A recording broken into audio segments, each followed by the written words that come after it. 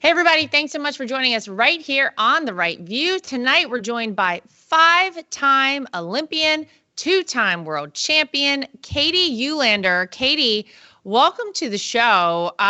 First of all, I still am waiting for my invitation to the Olympics. I'm 40 years old now, and I'm like, probably the window has passed. But you are 38. Is that correct? Yeah. Girl.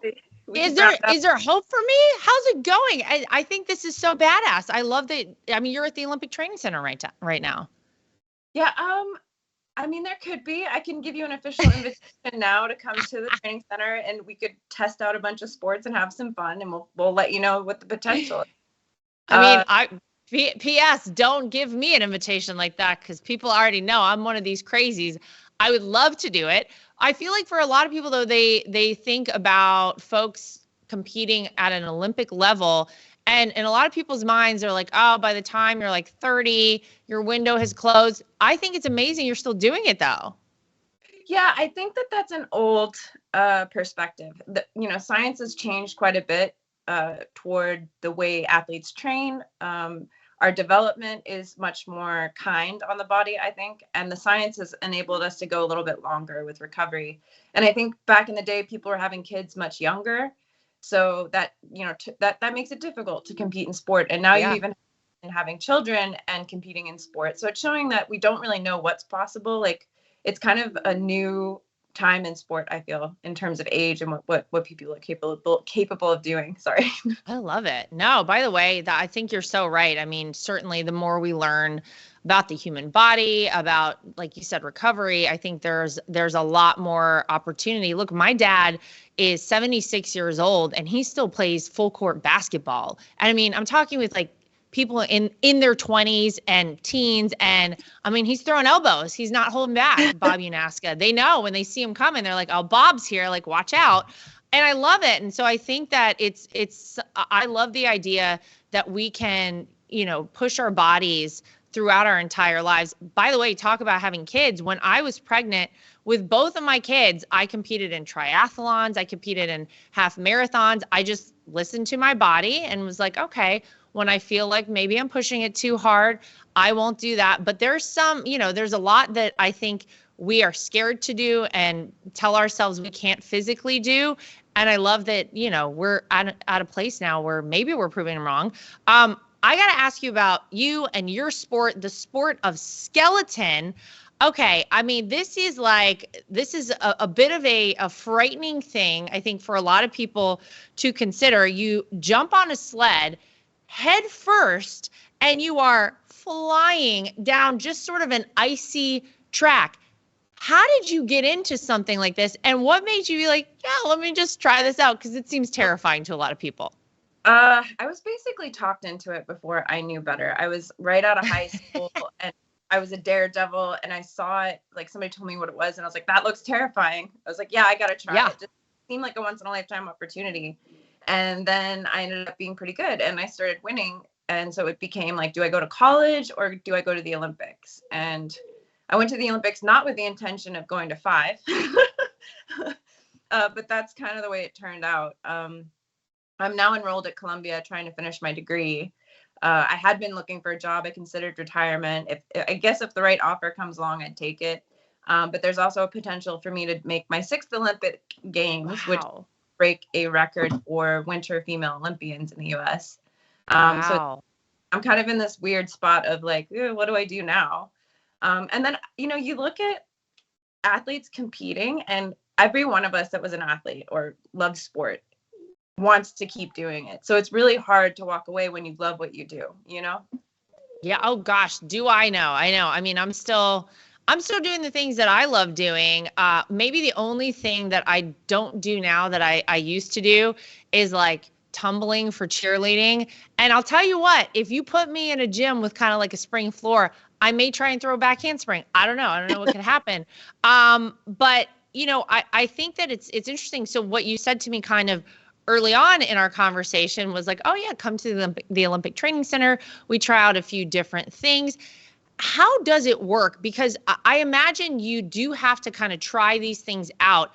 And then somebody must have said to you, hey, you are good enough at this that you could compete at an Olympic level. When did you know that that was actually a possibility for you? Well, that's actually a huge struggle with our sport right now. The recruitment and outreach has been very low, and the sport was much more accessible. Like you could just show up to the track and join a club and slide for fun. You didn't have to do it at the Olympic level. And now it's become a bit elitist, and we're recruiting older, like kids that are out of college instead of, like when I was out of high school. So that like 5-10 year difference in age is really limiting our ability to grow as a sport. But when I got into it, it was right after the 2002 games, and we had a fantastic club program, and they had a pathway into the national team. So I passed the physical testing tests, and then I just was really fast right away out of the gate. I think it had to do with my upbringing with my father as a Major League Baseball player, and my mother, taught skiing. So I was skiing since a young one, and I had a speed. So unlike other athletes that came in, I wasn't scared of the speed. And then you can see a translation of like Tristan Gale, who was a ski racer, won the Olympic gold in 2002. And then my best friend who won Olympic gold in 2010, he was also a ski racer. So it's a matter of like translating skills from one sport to another. I think that helps a lot. I guess, does that answer your question? Yeah, no, by the way, I think it's really interesting. So I knew obviously about your dad being a Major League Baseball player. And I think having an athlete as a parent in and of itself is very beneficial. And I'm always looking, my kids are 3 and 5 at this point, and I'm always, trying to get them into every sport possible. And then one day I hope that they find something that they love, that they can kind of hang on to, that they can do for a long time. But both of your parents being athletes, I didn't know about your mom with the skiing. That's amazing. You must be a heck of a skier. I would like to think so. I went like a couple competitions in free skiing and half pipe. Wow. I was choosing between trying to take that path and go to the Olympics for skeleton again, and then I ended up doing skeleton. But yeah, I think like the more variety of sports your kids can get exposed to, the better, because it just develops a big base, and then they can like hone in at an older age. But like I did baseball, basketball, golf, track, powerlifting, like every sport I could, and I think it really made me an overall very good athlete. Yeah. And, it's interesting, though, too, to me, because I see some parents try to push their kids a lot in whatever sports they're into or whatever sport it might be. And I feel like sometimes that can backfire, right? Like sometimes if you push your kid too hard, they're like, I'm not going to do this. It actually happened a little bit with me. My dad, obviously, I talked about him playing basketball. So basketball was something that my dad was very much into. And I actually love playing basketball, but I felt like he was very hot on me doing it. So there was this moment in time, I was probably in like 7th or 8th grade, and I played basketball, but my dad was so into it that I was kind of like, I think I'm not going to play next season. I think I'm going to do like some other things. And so there is a fine line, I think, that parents have to walk. But for you, how did it must have helped you in some way, or what was the trick with your parents and you into all these sports? Was it just that you saw that your parents were athletes and you kind of gravitated towards doing that, or did they push you? Like, how did it all work in your house? I mean, it feels natural, because I grew up doing athletic things. Like I was on skis at 18 months old. Oh, wow. See, I thought I broke some record. My son, I think, was 2, but wow, that's amazing. Yeah, my dad he was a coach, in the minor leagues as I was growing up, and he played in the majors, like just all about sports. So I just watched a variety of sports as I was growing up.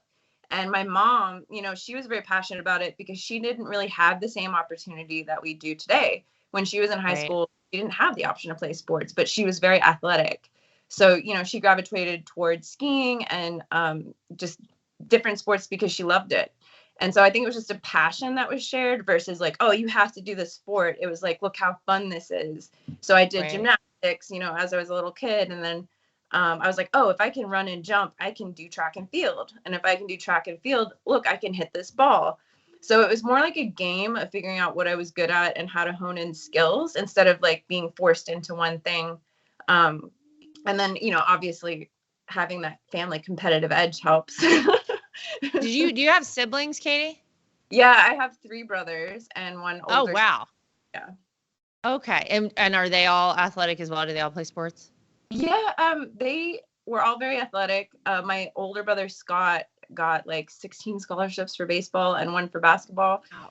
Like, I think to the same point, like he was like, I'm doing basketball, just like out of rebellion, like just because he was pushed so much toward baseball. There you You know, go. injury. But we all definitely have that athletic passion, and I think that's more of what it is. It's a passion for sport. Yeah, I mean, I love it, and I think it's so great, and what a great lifelong pursuit. Because I mean, the truth is, we always have to. For me, I think human beings have to have something that they can look forward to, the next thing to achieve. And I mean, for me now, it's triathlons and stuff, because obviously I'm not competing in school in sports anymore. So it pushes you. And I like having that. I like having goals I can set for myself. And I know for a lifetime, God willing, these are things that I can continue to do and hone my skills in. And I think, having that just lifelong passion and pursuit of goals like that, I think is very important for humans overall, and whatever it is you might be into. So as an Olympic athlete, I feel like people have so many ideas as to like, oh, you're an Olympic athlete, like it must be sunshine, lollipops, and rainbows for you all the time. What are some, yeah, okay, so tell us, what are some misconceptions about Olympic athletes, things that maybe typical people wouldn't really know? Well, I mean, the biggest thing is we don't really have any advocacy. We don't really have a voice. So, like, I don't know how to explain this, but when I first got in, they told me I'd have a full scholarship to school. And I was like, oh, this is a no-brainer. I'm definitely going to go to the Olympics, and then I can get my college degree. And then that program disappeared. So the support and programs for the athletes are never consistent. And I think the USOPC is making an effort to change that. But the reality is there's a huge gap between the national governing bodies of sports. So like mine is bobsled skeleton, and what they provide and what the USOPC provides, which is the Olympic Committee. So it's a little bit like Leninism. If you're not performing, then you don't get fed, but you kind of need to get fed to perform. So Olympic athletes in the United States are very dependent on sponsors and their local communities. So I would not have been able to do what I've done without the support from the Level Field Fund, from my parents, from friends and family. Like, U.S. Olympians are homemade. They are not government made, and they are not, we don't really have the support that other nations do. So like the majority of the countries I compete against have government funding. They have R&D. Like we're almost like a small nation competing against big nations. And for me in particular, that's been a struggle because I've just been so close to a medal 5 times. Sochi being 400ths, and then the last one I missed a medal by 0.19 a run. And one of the major differences is that lack of support. And that's partially why I'm debating on retiring now, because I'm like, I need to develop equipment. I have to pay for all these things to compete. And I'm getting kind of older, kind of. God, we don't want to admit it. Katie, it's the worst. I know. It's terrible. Well, it's what I'm interested in too is like, I think in a lot of people's minds, okay, you become an Olympic athlete and like you're set. Like you don't really have to worry about anything, money, anything else. Obviously, that is not the case. I mean, unless you were literally getting the cover of like the Wheaties box type of thing and you're getting endorsements like that, right? How does it work for you? Like, how do you earn money? How does all of that pan out? So the USOPC does give a small stipend. And if you were best in the world, the best you get paid is $2,000 a month. Wow. So I think mine right now is like $1,200 a month. 6th in the world. So I mean, not bad, girl. Love that. But so they give you a small stipend, and then I can opt to live in the OTC, which is great because it offsets some of the costs. But I mean, anyone knows how hard it is to live off $1,200. That'll go quick. You have your cell phone bill these days. Yes. Yeah, absolutely. Like, forget you fill up your car with gas a couple of times. That's it. You're done. No, my gosh, it's insane. And the stipends have been the same since 2002. So, oh my gosh, not for inflation either. But I mean, not to take away from the USOPC is like doing what they can, and part of that's on the NGB. it's just difficult because I compete from basically the end of September until March. So that period of time, I'm traveling week to week and trying to go to a job, like especially earlier in my career before remote, say, hey, I need to work, but I can only work for like 6 months full time. That's really difficult to find a job. And then school as well is during that period of time. So like I got my associate's degree and then I just re-enrolled. I applied to Ivy Leagues for fun and I got in. So why not? Yeah. So I'm trying to finish my degree at Columbia University, but I'm quickly finding out that even like I have the majority of my tuition covered, but it's still like, $2,000 loans a semester. It adds up. So yeah, it's a balancing game, and it's becoming more and more difficult, I think, for many athletes across all sports. Like one in particular is track and field. The Diamond League really isn't paying out very well. A lot of athletes are really struggling to go pro. And I'm kind of worried for the state of Olympic sports at the moment. And by the way, if anyone's looking to support, me breaking that 6-time Olympic record, yes, I would love a sponsor or a job. I'll work for it. By the way, I was about to say, I know you're thinking about, maybe now it's not time to retire, whatever. I want you to go for it, Katie, because that is awesome. How cool is that you would break that record and be that person? And what's funny too is that I've noticed just for myself with the triathlons that I've done. I mean, I've been doing them for maybe 10 years now, that actually now at 40 years old, I actually feel like I'm clocking some of my best times in things. And so it's it's amazing to see how, and obviously some of it comes down to training, learning more and whatever. I don't have a coach for these things. You're looking at the coach right here. So, I mean, whatever that says about what I'm doing, I'm not sure. So I just think it's awesome and so inspiring to so many people out there, no matter the age, no matter their gender, to see someone like yourself who is, I mean, really going for it at an age where people may not think you could do it. I'm here for it. Let's sponsor Katie. Let's get her to her 6th Olympic performance. I want to see that. I will certainly be cheering you on. Now, you finally did secure 2 world championships. How was that for you too? Because obviously that must have been an incredible feeling. I mean, it does not get old being called world champion. I'm not gonna lie. Yeah. But that was amazing. And I think what's interesting is the world championships next season, the year before the Olympics, is again here in Lake Placid, where I'm defending world champion of the track.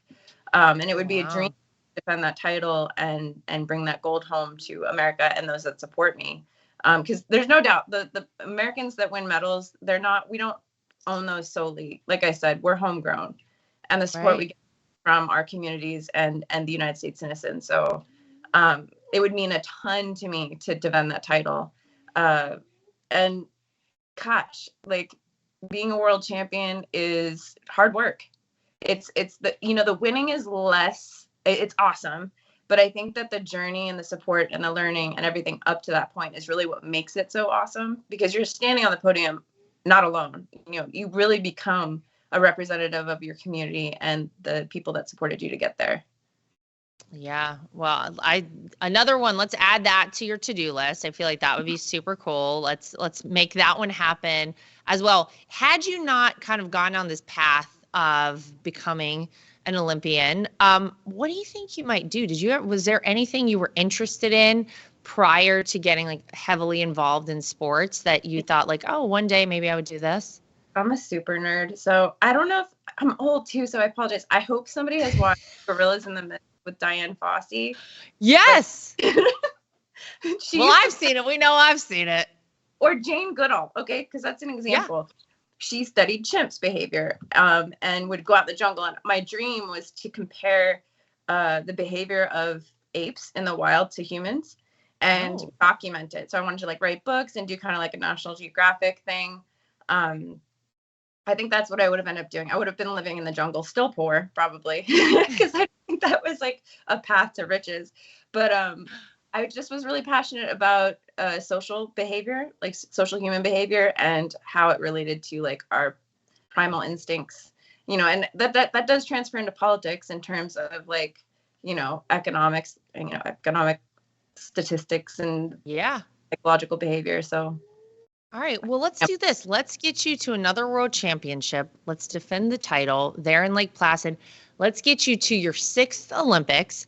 And then maybe after that, I mean, Katie, you've got a lot of time after that. If that is when you decide to retire, and who's to say? I mean, I will. you know, I was going to say the world is your oyster then. So then perhaps we'll get you out in the jungle. Let's get you studying. And that's so cool. That was an if question. Like right now I'm looking at potentially doing neuroscience and behavior as my major or political science, just because of the mental health struggles that I've seen within Olympic sports and the correlation between not just like mental stressors, but physical stressors and the combination in terms of how to apply performance. So I think I could be an asset there. And then I'm very, very passionate about policy because you look at the structure of the Olympic movement. And like I mentioned, it's a little bit like Leninism. You're basically deciding on how to distribute resources to people that are also your products. So like, you know, we're producing metals, and then how do you optimize them and also take into consideration their well-being? So the policies are really like I'm passionate about, I guess. All right. Well, you got a plan then. Forget the gorillas. Like we're done with that. That's old news. By the way, and both of the things that not only that you talked about wanting to do potentially had you not gone into sports, and that you want to do now, both really incredible, and both speak, I think, to your character and how, you know, you actually care. First of all, you care about people who are Olympians and who are going to take the same journey likely that you have taken, and making things better for them. I think that's incredible. And I hope you can do that. I hope you can shed some light on maybe some things that can be improved upon. And, you know, maybe you'll make a big difference in that space. Let's break a record first, and then we'll get you going on this. If people want to follow you on social media or support you in any way, how can they do that?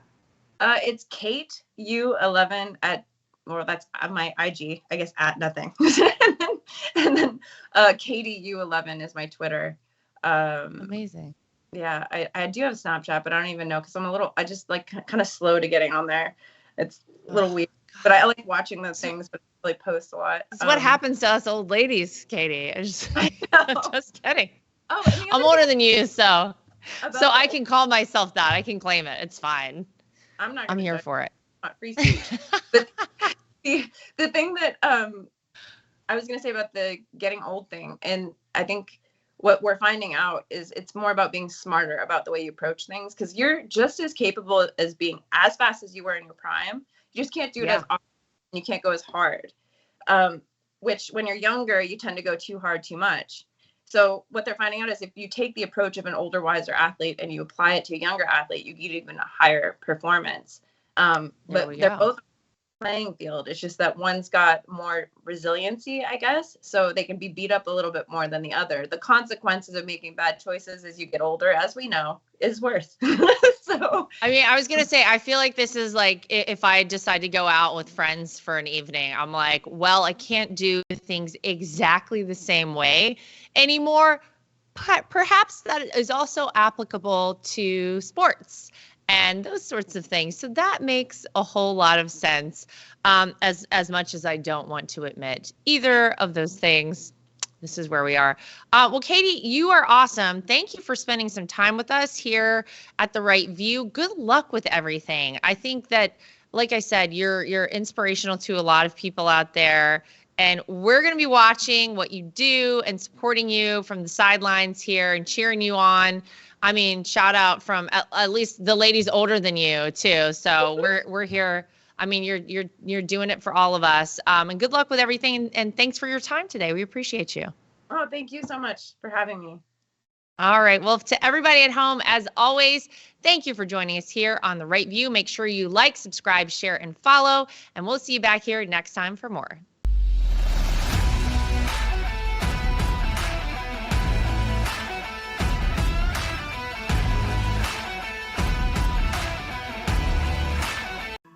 So I'm like a lot of people. I love to wear an Apple Watch, but I hate how it looks. And I scoured the internet to search for the best looking Apple Watch cases I could find, and I found it.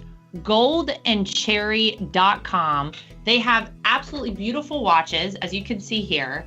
Everything is waterproof. Everything looks good with different outfits. You can get sporty, you can get fancy, but they are great quality, made out of Delaware in the United States of America. And they have been kind enough to give me a promo code that I can share with you if you want to get your hands on one of these as well. It's Lara T, L-A-R-A-T is the promo code to get yourself a discount at goldandcherry.com. And not only do they make Apple Watch cases, they also make great products for iPads and iPhones, keyboards, your desktop, everything you could possibly need. Goldandcherry.com. Use promo code LARAT so you can get yourself one of these today too. At The Right View, we're very proud of the fact that we are independent. We get to say everything that we think and everything that we feel. We have no woke companies guiding us or telling us what we can and cannot say. We are always going to shoot you straight and give you the facts as we know them. And that's why it's important to support independent outlets like The Right View. My name is Lara Trump, and I think Mike Lindell is a patriot. He is someone who loves this country, is willing to fight for this country. I love MyPillow because not only are MyPillows made in the USA by American workers, but they're great products, and they're so great that not only do I use them in my own bed at night, my children actually requested. My daughter the other day went to the closet and pulled out a MyPillow and said, "This is the pillow that I want to sleep with." And I gotta tell you, she loves it and will have nothing to do with any other pillow. So it's a big hit around our house. My dogs also happen to sleep on MyPillow dog beds. So all around the Trump household, we're big fans. If you go to mypillow.com today and use promo code Trump, again, promo code Trump, you will not only save money, but you will help us continue this show and other shows like it and help us continue the fight for the future of America. Inflation has impacted all of our lives. I don't think anyone can go to the gas pump or the grocery store without noticing that it is a major factor. And unfortunately, it's not going anywhere. It doesn't seem like it's going down in the way that we would like it to. And one way to protect your money is by investing in precious metals, gold and silver. That's always been a great way to make sure that you keep your money and you keep it safe. When you go to bh-pm.com, use promo code Trump. That way, if you decide you want to invest in gold and silver, you'll save yourself a little bit of money. We live in a time that's very interesting. A lot of us out there feel like a lot of our rights are slipping away. And if you're like I am and you want to have the right to choose whether or not to have a vaccine, how to live your life freely, and you're looking for a great doctor, I've heard amazing things about Dr. Sherwood. He's somebody who you should really check out and check into, and it'll help support this program and keep us going. So go to sherwood.tv and use promo code Trump. Again, sherwood.tv and use promo code Trump. You can save yourself some money and help us keep our program going.